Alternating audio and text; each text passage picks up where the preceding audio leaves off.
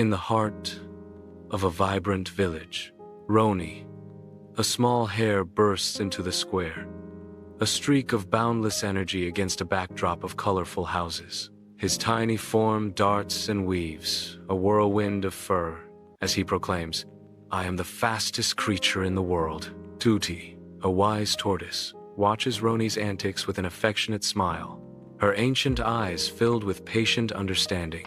The village teems with life. Squirrels chatter, birds sing, and hedgehogs bustle, each contributing to the lively tableau. Tuti's calm voice cuts through the joyful chaos, a gentle counterpoint to Roni's boast. "Speed isn't everything, Roni. Patience and intelligence are true strengths," Tuti says, her gaze imparting wisdom beyond Roni's youthful exuberance. On a sun-dappled forest path, the race explodes into action as Roni surges forward, a blur of speed against the green. Roni glances back, a triumphant laughter bubbling from his chest as he spies Tuti's distant figure, her pace steady but unhurried. Tuti is too slow to catch up.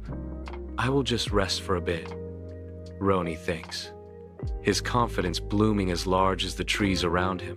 Beneath the cool embrace of a sprawling tree, Roni succumbs to the lure of rest, his form still and peaceful against the vibrant greenery. Unseen and undeterred, Tuti persists on the forest path, her steady footsteps a testament to her unwavering resolve. As the sun dips low, long shadows stretch like grasping fingers, transforming the forest into a tapestry of light in impending twilight.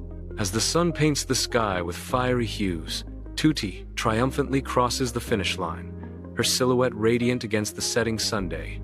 The villagers erupt in a joyous symphony of cheers, their voices echoing through the valley as they celebrate Tuti's hard-won victory.